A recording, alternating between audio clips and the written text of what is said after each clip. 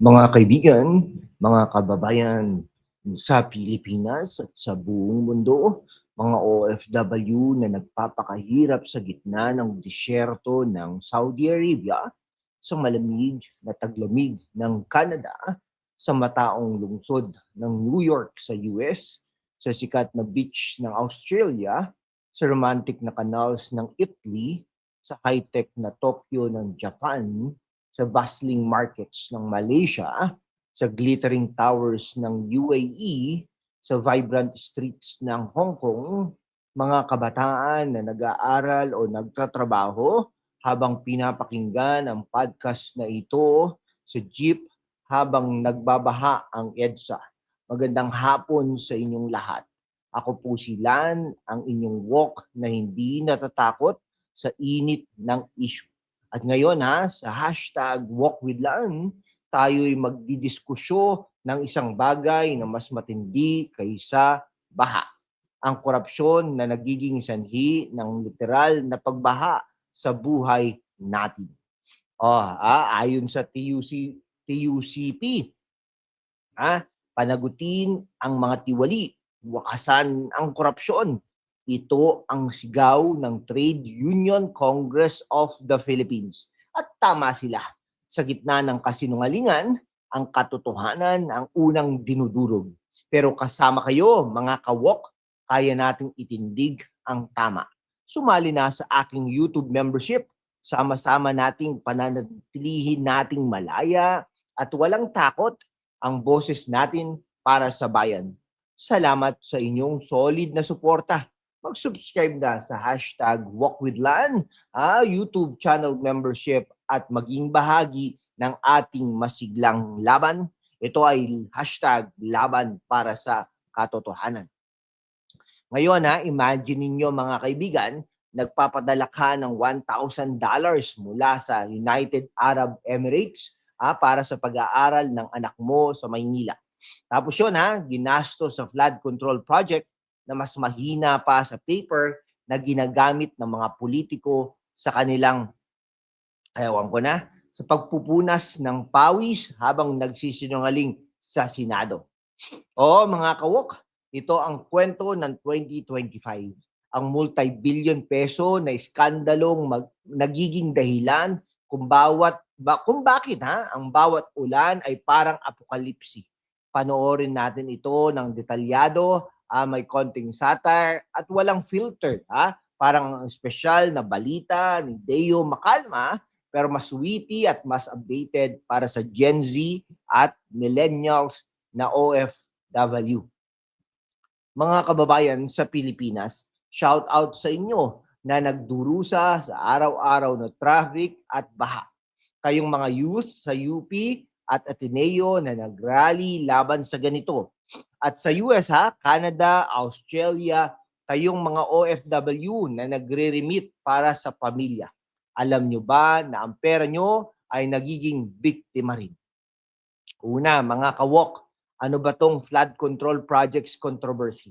Ayon sa mga report mula sa Time Magazine at The Guardian noong October 2025, ito ay isang 1 trillion pesos na proyekto. Trillion ito na dapat ay magiging eskudo laban sa baha. Pero ano ang nangyari? Substandard na dike, ghost projects na wala sa mapa at kontratista na may political ties na mas matindi pa sa mafia sa Godfather. Halimbawa, ang typhoon Kalmegi noong September, 200 na katao ang namatay, libo ang nawalan ng bahay at lahat na yon ay dahilan sa mga proyekto na 30% lang ang natapos. O kaya ginawa mula sa recycled na plastic, mas mura sa isang sachet na sinigang mix. Okay, factual check tayo mga kaibigan. Ayon sa Presidential Anti-Corruption Commission, PACC. Yung dati po si Commissioner Greco Velica mismo ang nag-imbestiga at lumabas na may overpricing na 200% sa ilang kontrata. At sino ang sangkot? Mga kongresista mula sa Duterte at Marcos camps ay parang political telenovela. Pero ang twist ay totoong buhay ang nawawala. Parang ang mga ito, nagbuo ng ark ni Noah. Pero ginawa nila ay bangka na butas. Tapos nag-selfie pa sa loob habang tayo'y lumulutang sa tubig. Ay, nako. Shout out sa Italy at Japan. Kayong mga nurse at engineer na nagpapakahirap doon, ang pera nyo sa remittances ay nagiging fuel sa ganitong korupsyon. Ito ay hindi lang numero ito ay kwento ng isang ina sa tundo na nawalan ng anak dahil sa collapse na dike. Ay, nako, mag-in-depth tayo. Ayon sa Wikipedia at Rappler, ang mga kontratista tulad ng secret lang, no? Ay may tie sa mga senador na nagdo-donate ng campaign funds as circular economy ng corruption. Ngayon, mga kawok, oras na para sa blind items. Parang si Deo Makalma sa DZRH. Pero sa YouTube, ito. Okay, blind item number 1. May isang deputy speaker sa House na nag-warning labang sa sweeping accusations ng korupsyon. Pero ayon sa TUCP, siya mismo ang may kontrata sa flood project na mas mahal pa sa isang Ferrari. Ay, nako. Kape muna po tayo. Sarap. Okay, yan. Sino kaya ito, mga kaibigan? Sabi niya, oo. Mamuno tayo sa katotohanan. Deputy Speaker. Okay. Ayon sa Philstar survey, noong October 2025, 31% ng Pilipino ang nagsabing korupsyon ang top concern. Record high. Bakit? Dahil sa quarter 3 GDP na bumagal sa 4% dahil sa shocking na leak sa infrastructure projects or funds. Sabi ng Reuters at ang PUCP, sila ang hero. Nagdemanda sila ng full disclosure ng documents sa infrastructure. Something, sa gobyerno, kasi live stream lang daw ay hindi sapat. Parang blind date na walang follow-up. Okay, para sa mga kabataan, kayo na nagso-social media, ito ang inyong laban. Hindi likes, kundi shares ng katotohanan. Ang mga korap na ito, parang mga sisiw na nag-aaway sa baradong gripo. Lahat nag-aagawan ng tubig, tapos tayo'y nauuhaw sa hustisya. Shout out sa Malaysia at United Arab Emirates.